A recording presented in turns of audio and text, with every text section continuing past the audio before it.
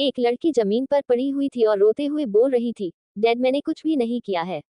मुझे फंसाया गया है। मैंने सच में माया को जहर नहीं दिया है।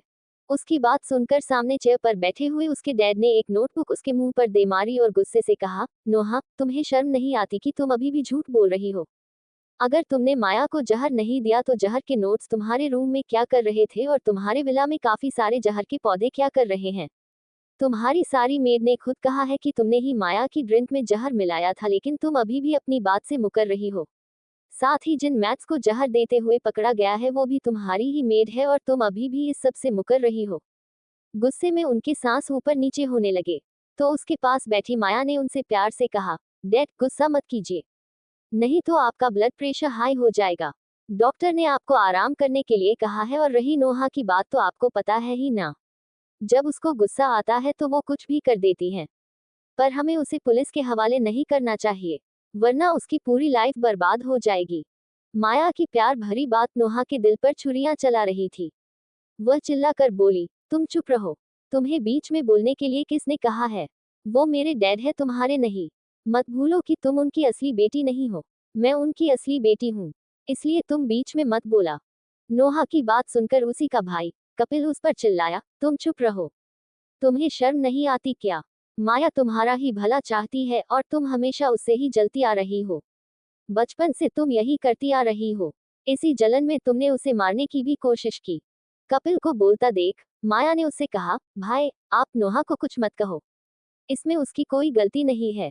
माया की बात सुनकर कपिल ने उसे गुस्से में चुप करवाते हुए कहा, सीरियसली उसकी कोई गलती नहीं है। तुम इतनी अच्छी क्यों हो माया? तुम हर बार उसकी हरकतों को नजरअंदाज कर देती हो और यह उतना ही तुमसे जलती रहती है। कपिल की बात सुनकर माया ने कहा, पर भाई। हालांकि मिस्टर राठौड़ ने उसकी बात को बीच में काट दिया और कहा, पर वर कुछ नहीं माया। अगर हम नोहा को हर बार ऐसे ही जाने देंगे तो वह कभी सबक नहीं सीखेगी। अगर तुम चाहती हो कि उसे हम जेल नहीं भेजे तो ठीक है, लेकिन अब से राठौड़ फैमिली से उसका कोई रिश्ता नहीं है। इसे अभी के अभी यह घर छोड़कर जाना होगा। अपने भाई और पिता की बात सुनकर नोहा के दिल की बची कुची उम्मीद भी चली गई। पूरी जिंदगी उसने यही करने में बिता दी कि वह उनका प्यार हासिल कर सके, लेकिन हर बार उनके दिल में अपने लिए जगह बनाने की जगह वो उनकी नजरों में और गिरती जाती। उसे कभी समझ नहीं आता कि आखिर उसके ही पिता और भाई उससे इतनी नफरत क्यों करते हैं। उसको जन्म देते वक्त उसकी माँ की मौत हो गई तो इसमें उसकी गलती है। उसे तो इस सब के बारे में कुछ भी पता नहीं था और ना ही समझ थी। उसने एक आखिर कोशिश की और कहा, भाई डैड, क्या आप दोनों ने कभी भी मुझसे प्यार किया है? आप लोग कभी भी मुझ पर भरोसा क्यों नहीं करते हो? मैं हर बार आपसे कहती हूँ कि मैंने कुछ नहीं किया है, लेकिन आप लोग कभी मेरी बात का भरोसा नहीं करते हो। लेकिन अगर आपसे माया कुछ भी कहे तो आप सभी एक मिनट में मान लेते हो। लेकिन मेरे सबूत देने के बाद भी आप मुझ पर यकीन नहीं करते हैं। उसकी बात सुनकर उसके पिता ने उससे कहा, क्योंकि तुम भरोसे लायक नहीं हो। तुमने ऐसा कोई काम नहीं किया है जिसके कारण तुम पर भरोसा किया जा सके। अब तुम चुपचाप घर से बाहर निकल जाओ, नहीं तो मुझे बॉडीगार्ड से कहकर तुम्हें बाहर फिकवाना पड़ेगा। उनकी बात सुनकर नोहा की बची हुई उम्मीद भी चली गई। उसने अपने आंसू पोंछे और उठ खड़ी हुई। उसने अपने पिता और भाई की ओर देखते हुए नफरत से कहा, अगर भगवान मेरी विश कभी पूरी करे तो मैं उनसे यही मांगूंगी कि वो मुड़कर किसी भी जन्म में आपकी बेटी ना बनाए, और अगर बनाए भी तो मुझे याद ही ना रहे कि आप लोग मेरे कुछ भी लगते हैं। ये बोलकर वो वहां से बाहर चली गई। हालांकि बाहर काफी तेज बारिश हो रही थी, मानो वह भी नोहा के दुख के साथ रो रही है। पर उसने इस बारिश की परवाह नहीं की और वैसे भी बारिश में भीगते हुए चली गई। वही मेंशन के अंदर मिस्टर राठौड़ और कपिल अभी भी नोहा की बात से हैरान थी। उसकी आंखों में अपने लिए नफरत देखकर पता नहीं क्यों उसका दिल में तकलीफ हो रही थी। वही उनके साथ बैठी माया के चेहरे पर जीत की मुस्कान थी। आज उसने अपने सबसे बड़े दुश्मन से छुटकारा पा लिया था, लेकिन उसे अभी इतने में ही चैन कहा था। उसे तो अभी नोहा को और भी ज्यादा तकलीफ देनी थी कि जिसको याद करके उसकी रूह भी कांप जाए। उसने नाटक करते हुए कहा, डैड, भाई, मुझे कुछ अच्छा फील नहीं हो रहा है। मैं अपने रूम में आराम करने जा रही हूँ। उसकी बात सुनकर मिस्टर राठौड़ और कपिल के दिल में अभी जो तकलीफ आई थी वो गायब हो गई। उनकी जगह जेंटल एक्सप्रेशन ने ले ली। मिस्टर राठौड़ ने उससे कहा, ठीक है, तुम जाकर अपने कमरे में आराम कर लो। उनकी बात मानकर माया ने हाँ में सिर हिलाया और उठकर वापस अपने रूम में आ गई। उसने अपना फोन लिया और अपने कजन रोहित को मैसेज किया, हमारे रास्ते का सबसे बड़ा कांटा निकल चुका है, लेकिन अभी इतने में भी मेरा मन नहीं भर रहा है। मुझे उसे ऐसी तकलीफ देनी है कि वो अपने हर जन्म में वो तकलीफ याद रखे। उसके मैसेज पर दूसरी ओर से रिप्लाई आया, तो उसे मेरे और मेरे दोस्तों के हवाले कर देना। वैसे भी वो इडियट है तो बला की खूबसूरत। उसके साथ मजे करके दिल को सुकून आ जाएगा। वैसे भी मेरी नज़र तो कब से उसके शरीर पर है, लेकिन मैं कभी कुछ भी नहीं कर पाया हूँ। रोहित का मैसेज देखकर माया ने जवाब दिया, तो जाओ और करो उसके साथ मजे। वो घर से बाहर चली गई है और अभी बिल्कुल अकेली है। इस वक्त उससे निपटने में काफी मजा आएगा, और जब तुम लोग उसके मजे कर लो तो मुझे बता देना। मैं उसका किस्सा ही खत्म कर दूंगी। फिर जैसे उसे कुछ याद आया और उसने वापस से मैसेज भेजा, तुम उसे ढूंढ कर पकड़ लो। फिर तुम मुझे अपनी लोकेशन भेज देना। मैं उसे तड़पते हुए अपनी आंखों के सामने देखना चाहती हूँ। उसके मैसेज पर दूसरी साइड से जवाब आया, ओके, जैसा तुम कहो। वो मैसेज देखकर माया के चेहरे पर एक शातिर स्माइल थी। उसने अपने आप से कहा, बेचारी नोहा, न तो उसे कभी अपने परिवार का प्यार मिला और अब जो उसके पास बचा है वो उससे भी जाएगी। उसने अपने फोन को एक साइड फेंका और खुद वॉशरूम में अपने कपड़े बदलने चली गई। वैसे भी आज के दिन में उसने बहुत कुछ किया था और अभी बाकी होना बाकी था। वहीं नोहा सड़क पर जाती जा रही थी कि तभी उसके सामने एक वैन आकर रुकी। वैन की तेज लाइट उसकी आंखों में पड़ी तो उसने अपनी आंखें बंद कर ली। तभी एक जानी पहचानी आवाज उसकी कानों में गूंजी, ओह, तो ये बेचारी नोहा है जिसे कभी भी अपने डैड और भाई का प्यार नहीं मिला है, और अब तो इस बेचारी को उसके घर दे भी निकाल दिया है। आवाज सुनकर नोहा ने अपने सामने देखा तो वहां रोहित खड़ा था, माया का कजन। उसको देखकर नोहा हैरानी से बोली, तुम। और तभी उसे ऐसा एहसास हुआ कि जरूर कुछ बुरा होने वाला है। अचानक से रोहित अपनी गंदी सी हंसी दिखाते हुए बोल पड़ा, बेचारी नोहा बहुत अकेली है, तो क्यों ना भाइयों हम उसे जरा अपनी कंपनी ही दे दे। उसके इतना बोलते ही रोहित के सारे दोस्त वैन से बाहर निकल आए। उनके चेहरे के भाव देखकर लग तो नहीं रहा था कि उनका इरादा बहुत अच्छा है। उसे हमेशा ही माया के कजन को देखकर अजीब लगता था, जैसे वो उसकी बॉडी को ही घूरता रहता है। यहाँ तक कि उसके दोस्तों में भी यही सेम बात थी। अगर वो अभी सब यही थे तो इसका मतलब उसे खबर मिल गई थी कि उसे घर से निकाल दिया गया है और उसने पास अभी रहने को कोई जगह नहीं थी। रोहित की बात सुनकर उसके दोस्तों ने कहा, तुम सही कह रहे हो, हमें नोहा को कंपनी देनी चाहिए। ये बोलते हुए वो सभी अपनी लस्त भरी नजरों से नोहा के शरीर को देख रहे थे। बारिश से अभी नोहा के सारे कपड़े भीग चुके थे और उसकी पूरी बॉडी नजर आ रही थी। नोहा ने उनकी नजरों का पीछा किया और खुद को देखा। तभी उसके एहसास हुआ कि उसके कपड़े पूरी तरह से भीग चुके थे और उसकी पूरी बॉडी दिख रही थी। उसने अपने दोनों हाथों से खुद को ढका और थोड़ा पीछे की ओर खिसक गई। उसको पीछे होता देखकर रोहित के दोस्त ने कहा, अरे जान, तुम ऐसे पीछे क्यों जा रही हो? हम तो यहाँ तुम्हारी मदद करने ही आए हैं। पर उसके शब्दों से नोहा के दिल में एक अजीब डर बिठा गया। वह जल्दी से पीछे की ओर मुड़ी और वहां से भागने लगी। उसको भागता देखकर रोहित चिल्लाया, अरे, वो भाग रही है। याद रखना, आज वो कैसे भी करके हमारे हाथ से निकलनी चाहिए। उसके बोलते ही वो सब भी नोहा को पकड़ने के लिए उसके पीछे भागने लग गए। नोहा को भागते हुए कोई अंदाजा नहीं था कि वो किस तरफ जा रही है। हालांकि अभी उसके लिए खुद को बचाना सबसे इम्पोर्टेंट था। काफी देर तक भागने के बाद वो एक सड़क पर पहुंची कि तभी एक कार अचानक से उसके आगे आ गई। अचानक से कार के आने पर नोहा जोर से चिल्ला पड़ी, आह। उसके चिल्लाने की आवाज सुनकर रोहित और उसके दोस्त जो उसका पीछा कर रहे थे, वही दीवार के पीछे छुप गए। काफी देर बाद नोहा को एहसास हुआ कि कार ने उसे टक्कर नहीं मारी है, तो उसने अपनी आंखें खोली। उसकी आंखें खुलते ही उसे अपनी सामने जानी पहचानी कार दिखी। ये कार उसके बचपन के प्यार और मंगेतर सारांश की थी। कार को देखकर उसके दिल में एक उम्मीद जागी। कार को देखकर वो जल्दी से कार के पास गई और उसकी खिड़की पर नॉक किया। नॉक की आवाज सुनकर कार का शीशा नीचे हुआ और उसमें से सारांश का सुंदर सा चेहरा नजर आया।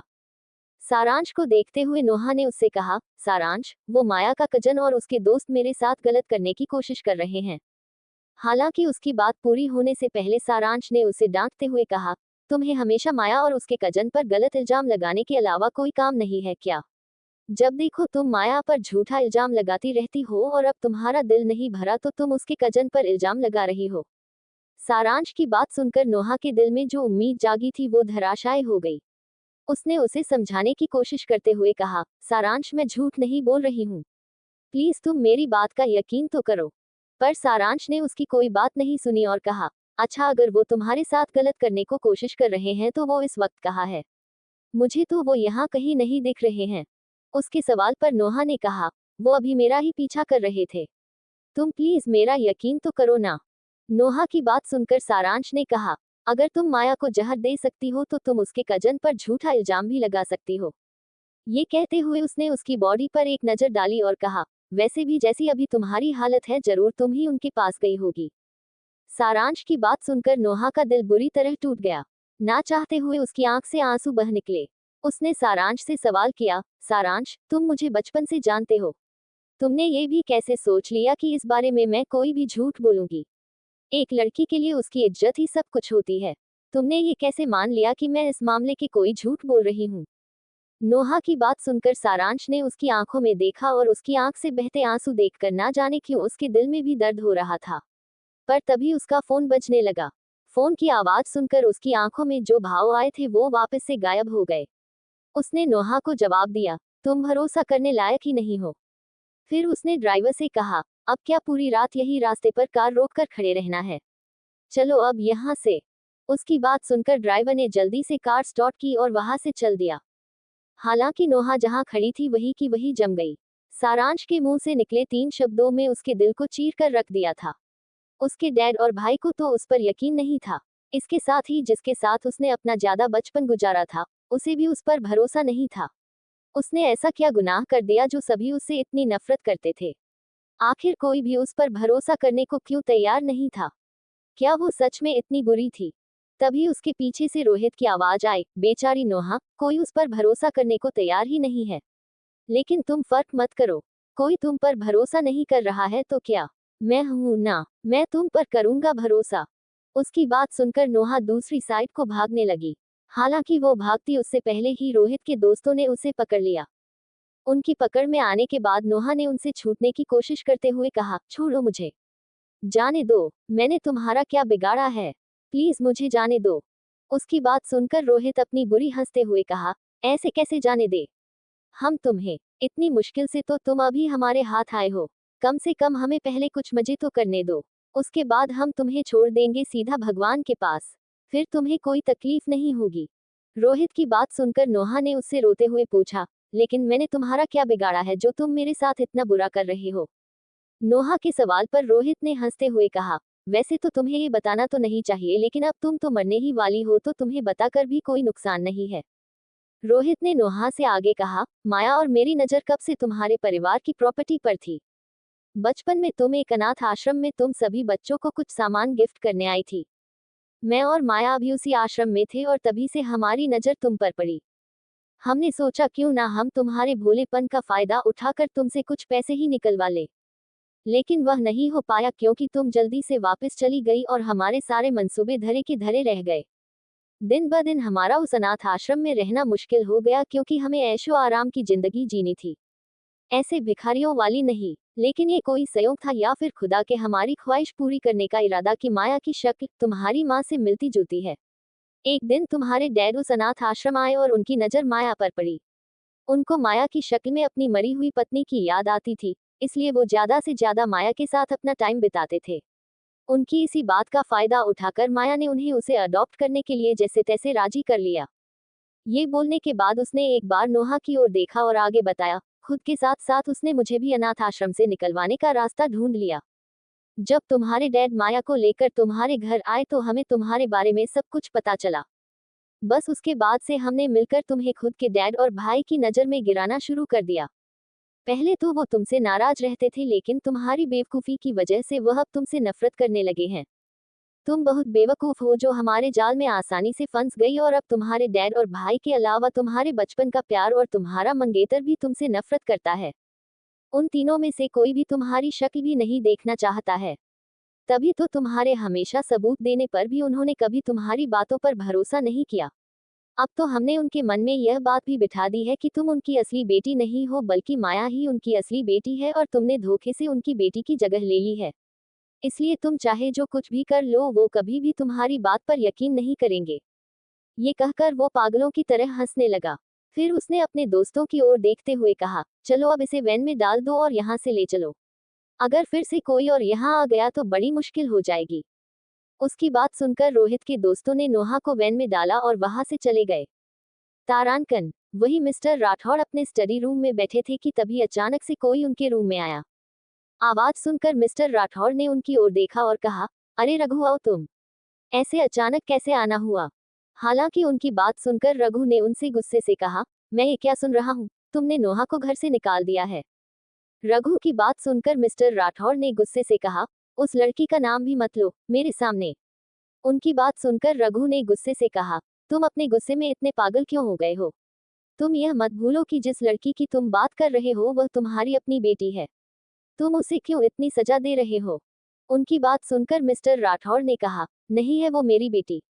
मेरी बेटी माया है। उसने धोखे से मेरी बेटी की जगह ले ली है। जिस चीज पर माया का हक है वो उसने उससे छीन ली है। मिस्टर राठौर की बात सुनकर रघु ने हैरानी से उसकी ओर देखा और कहा, और तुम इतने श्योर कैसे हो कि माया ही तुम्हारी बेटी है? मिस्टर राठौर ने जवाब दिया, माया की शक्ल मेरी पत्नी से मिलती है। यहाँ तक कि उसका स्वभाव और बातें भी मेरी पत्नी से बिल्कुल मिलती जुलती है। उनकी बात पर रघु ने हंसते हुए कहा, अच्छा, और इन बातों से तुमने डिसाइड कर लिया कि माया ही तुम्हारी बेटी है? लेकिन फिर नोहा का क्या? तुमने उसे क्यों अब तक खुद का प्यार पाने के लिए तड़प पाया? उनकी बात पर मिस्टर राठौर ने जवाब दिया, मैं नहीं जानता नोहा के बारे में कुछ भी। मुझे बस इतना पता है कि माया ही मेरी बेटी है और उसके साथ बहुत बुरा हुआ है।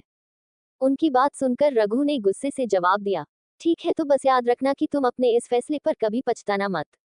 ये बोलकर वो वहां से चला गया।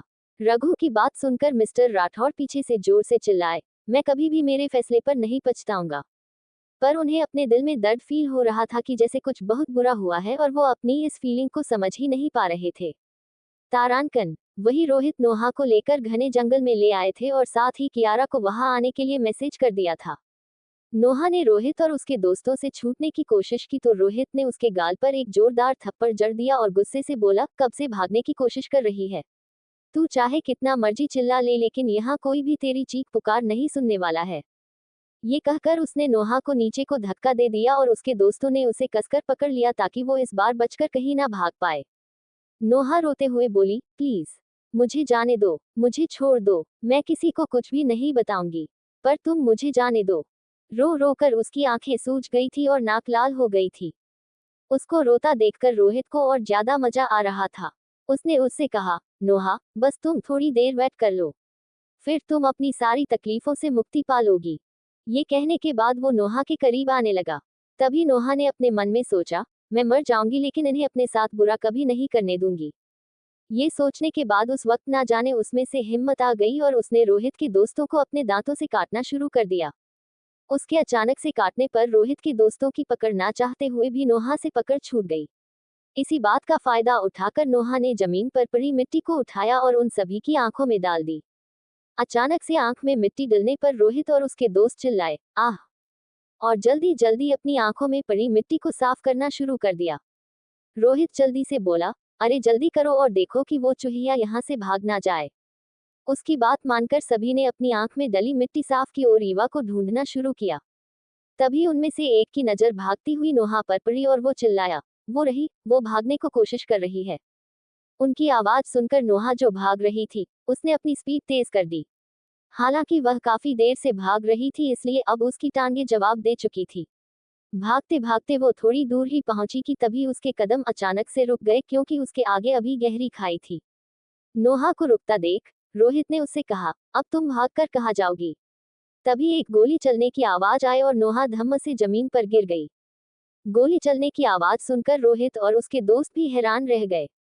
उन्होंने उस दिशा की ओर देखा जिस तरफ से गोली चली थी। अपने सामने खड़े इंसान को देखकर रोहित ने गुस्से से कहा, माया, तुमने ये क्या किया है? तुमने नोहा पर गोली क्यों चलाई? अभी तो वह हमारे हाथ आई थी। रोहित की बात सुनकर माया ने उससे कहा, और तुम्हें सच में लगता है कि वो तुम्हारे हाथ आने वाली है? जब से पागलों की तरह वो तुम्हें इधर से उधर भगाए जा रही है और तुम सोच रहे हो कि वह तुम्हारे हाथ आएगी। ये बोलते हुए वो नोहा के पास चली गई और उसके बालों को कसकर पकड़ते हुए बोली, तुम्हें इसके पीछे ये खाई नहीं दिख रही है? ये तुम्हारे हाथ आने की बजाय इसमें कूदकर मरना पसंद करेगी। नोहा के पेट पर गोली लगी थी और वहां से काफी खून निकल रहा था। ऊपर से माया ने उसके बाल इतनी जोर से पकड़े थे कि उसके मुंह से दर्द से एक आह निकल गई। उसके मुंह से आह निकलते देख माया ने कहा, चिल्लाओ और चिल्लाओ। वैसे तो मैं चाहती थी कि यह सभी बारी बारी से तुम्हें गिद्धों की तरह नोचे और मैं तुम्हें दर्द में तड़पते और चिल्लाते हुए सुनूं। लेकिन इन वक्त पर ना जाने तुम में इतनी ताकत कहाँ से आ गई, जो तुम इन सभी के चंगुल से बाहर आ गई। ऊपर से इन मूर्खों ने तुम्हें तो सारी सच्चाई बता दी है। अब तुम्हारा जिंदा बचना किसी खतरे से खाली नहीं है। नोहा, जो दर्द से तड़प रही थी, ने माया के हाथों से अपने बाल छुड़वाने की बहुत कोशिश की, लेकिन अब उसमें इतनी ताकत नहीं बची थी कि वो उससे लड़ पाए। नोहा को अब भी लड़ता देखकर माया ने गुस्से से कहा, रस्सी जल गई लेकिन बल अभी तक नहीं गया है। लेकिन तुमने कभी सोचा है कि तुम्हारे ही अपने तुम्हारी बातों पर यकीन क्यों नहीं करते हैं? ये बोलकर उसने उसके करीब मुंह किया और उससे कहा, क्योंकि यह एक नॉवेल की दुनिया है और मैं इस नॉवेल की हीरोइन हूँ और तुम विलेन। इसलिए तुम चाहे जो कुछ भी कर लो, चाहे जितने भी जन्म ले लो, वो लोग कभी भी तुम पर यकीन नहीं करेंगे। वो तो क्या, कोई भी तुम पर भरोसा नहीं करेगा और तुम हमेशा ऐसे ही अकेले तड़पती रहोगी। ये बोलकर उसने नोहा के बाल छोड़ दिए और गोलियां चला दी। बंदूक में जितनी भी गोलियां थी, उसने नोहा की चेस्ट में उतार दी। गोलियां लगने पर नोहा की जो आखिरी सांस बची हुई थी, अब वो भी बंद हो गई। उसकी जान जाता देखकर माया ने अपने हाथ पोंछे और मार्शल से कहा, इस लाश को उठाकर खाई में फेंक दो और कल में अखबार में ये खबर छपवा दो कि राठौड़ फैमिली की बेटी को अपनी ही बहन को जहर देने के कारण घर से निकाला तो उसने खाई में कूदकर आत्महत्या कर ली। माया की बात मानकर रोहित ने अपने दोस्तों को इशारा किया और माया से पूछा, माया, वैसे तुमने जो कुछ भी नोहा से कहा, क्या वो सच है क्या? रोहित की बात सुनकर माया ने जवाब दिया, तुम भी किन बातों को सोच रहे हो? ये बात भी कभी सच होती है क्या? उसी जवाब पर रोहित ने फिर पूछा, लेकिन तुमने नोहा से यह बात क्यों की? माया ने कहा, ताकि मरने के बाद भी उसको कभी चैन ना आए। ये बोलकर वो आगे की ओर चल दी। तब तक रोहित के दोस्तों ने नोहा के मरे शरीर को खाई में उठाकर फेंक दिया और उस जगह को अच्छे से साफ कर दिया। वही रोहित ने माया को जाता देखा तो वह उसके पीछे जाते हुए बोला, वैसे माया, तुमने कभी यह क्यों नहीं बताया कि तुम्हें आखिर नोहा से इतनी नफरत क्यों है? रोहित के सवाल पर माया ने कहा, ये बहुत गहरे राज की बात है, उसे राज ही रहने दो। ये बोलकर वो आगे की ओर चल दी और अपने मन में बोली, अब मैं तुम्हें क्या बताऊं कि मेरा रिबर्थ हुआ है। पिछले जन्म में मैंने अपर क्लास के लोगों के बीच घुसने के लिए ना जाने कितनी चालें चली। कई लोगों से अफेयर रखे और किसी की मिस्ट्रेस भी बन गई। लेकिन आखिर में फिर भी मुझे दूध में पड़ी मक्खी की तरह निकाल फेंका गया और यह नोहा आराम से अपनी जिंदगी गुजार रही थी। जब मेरे पास कुछ नहीं था तो उसके पास इतना सब कुछ क्यों है? क्यों सब उसकी ही बात सुनते थे? लेकिन भगवान ने मुझे एक नया मौका दिया और मेरा वापस से जन्म में हुआ। इस बार जो कुछ भी नोहा का था, उससे वो सब कुछ छीन लिया है। ये कहते हुए उसके मन में नोहा के लिए नफरत और भी गहरी हो गई। लेकिन अब उसे कौन समझाए कि पिछली लाइफ में उसने ही गलत तरीकों का सहारा लिया था और खुद के बुरे अंत के लिए जिम्मेदार थी। पर वो अपने इस अंत का कसूरवार नोहा को मान रही थी, क्योंकि नोहा के पास वो सब कुछ था जो उसे चाहिए था। अपनी इसी नफरत के चलते उसे नोहा की लाइफ को बर्बाद कर दिया। तारांकन, अगले दिन मिस्टर राठौड़ अपने ऑफिस में काम कर रहे थे और उनके साथ ही कपिल उन्हें कोई रिपोर्ट के बारे में बता रहा था। तभी अचानक से कोई उनके ऑफिस आया और आज का न्यूज़पेपर उनके मुंह पर दे मारा। मिस्टर राठौड़ को अंदाजा नहीं था कि इतना सब कुछ हो जाएगा। लेकिन जब उन्होंने अपने सामने खड़े इंसान को देखा जिसने ये हरकत की थी तो वह गुस्से से चिल्लाए, यह क्या हरकत है, रघु? हालांकि रघु पर उनके गुस्से का कोई असर नहीं हुआ। उन्होंने उनसे गुस्से से कहा, तुम इस न्यूज में क्या लिखा है वो पढ़ो। शायद अब तो तुम दोनों के कलेजे को ठंडक मिल जाएगी। आखिर जो तुम दोनों को चाहिए था, वो जो हो गया ना। उनकी बात सुनकर मिस्टर राठौड़ और कपिल को कुछ भी समझ नहीं आया कि आखिर जैक किस बारे में बोल रहा है। कपिल ने रघु से कहा, रघु अंकल, आप किस बारे में बात कर रहे हो? आप बैठिए ना, हम आराम से बात करते हैं। हालांकि कपिल की बात सुनकर रघु अंकल ने गुस्से से कहा, मुझे तुम दोनों से कोई बात नहीं करनी है। अब से मेरा तुम दोनों से कोई रिश्ता नहीं है। ये बोलकर वो वहां से चले गए। उनका ऐसे अचानक आना और ऐसे गुस्से से जाना कपिल को कुछ समझ नहीं आया था। उसने अपने डैड से कहा, डैड, ये रघु अंकल को क्या हुआ है? वो इतने गुस्से में क्यों है? ये कहकर उसने अपने डैड की तरफ मुड़कर देखा तो उसकी नजर उसके डैड के पीले पड़े चेहरे पर गई। उनको ऐसे पीला पड़ता देखकर कपिल ने कहा, डैड, ऐसा क्या लिखा है न्यूज़पेपर में जो आप ऐसे पीले पड़ रहे हो? हालांकि मिस्टर राठौड़ को कपिल की कोई बात नहीं सुनी और उनके हाथ से अखबार जमीन पर गिर गया। यहाँ तक कि वो खुद भी धम्म करके अपनी कुर्सी पर वापस बैठ गए और बोले, नहीं, ऐसा नहीं हो सकता है। यह नहीं हो सकता है। उनको ऐसे बिहेव करते देखकर कपिल ने जमीन पर गिर अखबार को उठाया और उस पर लिखी खबर को देखा। खबर को देखते ही उसका खुद का चेहरा भी पीला पड़ गया और उसके हाथों से भी अखबार छूटकर जमीन पर गिर गया। कपिल ने अपने डैड से कहा, डैड, हमने ये सब इसलिए नहीं किया था ताकि नोहा सुसाइड कर ले। हम तो बस उसे अपने घर से निकलना चाहते थे ताकि माया का जो हक है वो उसे मिल। कपिल की बात सुनकर मिस्टर राठौड़ होश में वापस आए। उन्होंने कपिल से कहा, हमें कैसे भी करके नोहा की बॉडी को ढूंढना होगा। ये सब हमारी गलती है, हमने माया को उसका हक दिलाने के लिए नोहा से उसकी खुशियां छीन ली। हमारे कारण उसने सुसाइड कर लिया। ये कहते हुए उन्होंने अपने दोनों हाथों से अपना सिर पकड़ लिया। उन्होंने फिर आगे कहा, तुम जाओ और अपनी पूरी टीम लगा दो और कैसे भी करके उसको ढूंढो। उनकी बात सुनकर कपिल ने कहा, ठीक है डैड, मैं अभी जाकर सारे इंतजाम करता हूँ। ये बोलकर वो वहां से चला गया। उसके जाने के बाद मिस्टर राठौड़ उस वक्त में खो गए जब उन्होंने माया और नोहा दोनों का डीएनए खुद के डीएनए से मैच करवाया था। उस वक्त माया का डीएनए उनके डीएनए से मैच किया था और नोहा का डीएनए उनके डीएनए से मैच नहीं कर रहा था। जब उन्होंने सच को पता किया तो घर की एक पुरानी नौकरानी ने ये स्वीकार किया था कि उनकी पत्नी के मरने के बाद किसी का ध्यान बच्चों पर नहीं था, इसलिए उसने उनकी बच्ची से अपनी बच्ची बदल दी थी ताकि उनकी बेटी को सारी सुख सुविधा मिले। उसी वजह से ही उन्होंने माया की हर बात पर यकीन करना शुरू कर दिया और नोहा को इग्नोर करना शुरू कर दिया। जब से उन्हें पता चला था कि नोहा को जन्म देते हुए उनकी पत्नी की मौत हो गई है, उसी वक्त से उन्हें नोहा से नफरत हो गई थी और बाद में उन्हें पता लगा कि माया उनकी असली बेटी है, नोहा नहीं। तो उस नौकरानी का गुस्सा नोहा पर उतरा और उन्होंने नोहा की बात पर कभी यकीन नहीं किया। यहाँ तक कि उन्हें पता था कि नोहा ने माया को कोई जहर नहीं दिया, उसके बाद भी उन्होंने उस पर झूठा इल्जाम लगाकर उसे घर से बाहर निकाल दिया था। हालांकि उन्होंने यह उम्मीद नहीं की थी कि उनकी इस हरकत की वजह से नोहा अपनी ही जान ले लेगी और कहीं ना कहीं उसके मरने के वो सबसे ज्यादा गुनहगार थे। हालांकि उन्हें इस बात का कोई अंदाजा नहीं था कि माया ने ही रोहित की मदद से अपने और नोहा के ब्लड सैंपल को आपस में बदल दिया था। और रही बात उस नौकरानी की, तो उसने उसे झूठ बोलने के काफी पैसे दिए थे। जब उनके सामने ये सच आएगा तो ना जाने उनकी क्या हालत होगी। तारांकन, वही एक विला में एक आदमी अपने हाथ में एक अखबार पकड़े हुए भागा जा रहा था। जैसे ही वो मास्टर बेडरूम में पहुंचा तो उसने जल्दी से कहा, शिवांश, एक बुरी खबर। उसकी आवाज सुनकर शिवांश, जो ड्रेसिंग टेबल के पास खड़ा होकर तैयार हो रहा था, बोला, क्या बुरी खबर है राज? ये बोलकर वो पीछे को मुड़ा तो उसका सुंदर चेहरा सामने आया। नीली आंखें, काले घने बाल जिन्हें उसने शॉर्ट करवा रखा था और परफेक्ट जॉलाइन उसकी खूबसूरती में चार चांद लगा रही थी। शिवांश की खूबसूरती देखकर राज खुद एक बार जो कहने वाला था वो भूल गया। लेकिन फिर उसे याद आया कि उसके पास जिस इंसान की खबर है वो शिवांश के लिए बहुत ज्यादा मायने रखता है। उसने अपने हाथ में पकड़ी हुई अखबार को शिवांश के आगे किया और कहा, तुम खुद ही पढ़ लो कि आज के अखबार में क्या खबर छपी है। पिछले 3 महीनों से शिवांश एक खतरनाक मिशन पर गया था और आज सुबह ही वापस लौटा था। इसके कारण शहर में क्या हुआ उसे कोई खबर नहीं थी। उसने राज के हाथों से अखबार किया और उस पर लिखी खबर को देखा। जैसे ही उसने खबर पढ़ी, उसने गुस्से से अखबार को फाड़ दिया और गुस्से से चिल्लाया, इतना कुछ हो गया और तुम सब के सब ऐसे चुप बैठे हो? कहाँ गए वो सारे लोग जिन्हें मैंने नोहा की सेफ्टी के लिए छोड़ा था? मैं एक मिशन पर क्या गया, तुम लोगों से नोहा का ध्यान ही नहीं रखा गया। शिवांश की बात सुनकर राज का सिर भी शर्म से झुक गया।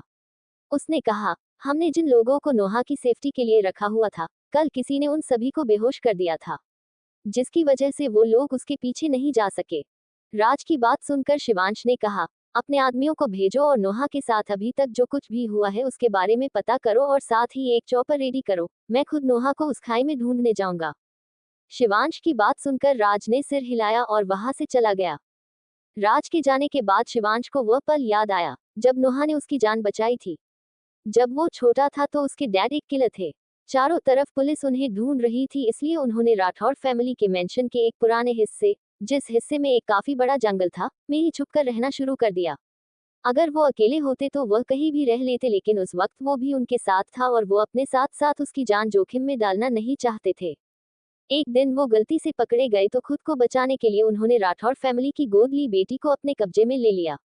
लेकिन उनकी मुलाकात नोहा से पहले भी कई बार बाजार में हुई थी, इसलिए उन्होंने उससे शिवांश को सबकी नजर से बचाकर बाहर भेजने को कहा था, जहां उनका दोस्त पहले से ही उनका इंतजार कर रहा था। जब उन्होंने राठौड़ फैमिली की गोद ली बेटी को कब्जे में लिया तो नोहा सबकी नजरों से बचाकर शिवांश की वहां से ले गई थी और उसके डैड के दोस्त को उसको सौंप दिया था। नोहा की मदद से वो तो बच गया था, लेकिन उसके डैड पकड़े गए और राठौड़ फैमिली के बॉडीगार्ड के हाथों मारे गए। अगर उस वक्त नोहा नहीं होती तो वो भी अपने डैड की तरह मारा जाता। नोहा का उसके ऊपर बहुत बड़ा एहसान था, इसलिए उसने बड़े होने के बाद नोहा के इस एहसान को चुकाने का फैसला किया। बड़े होने के लिए उसने बहुत मेहनत की और आज वो पूरे माफिया वर्ल्ड का किंग था।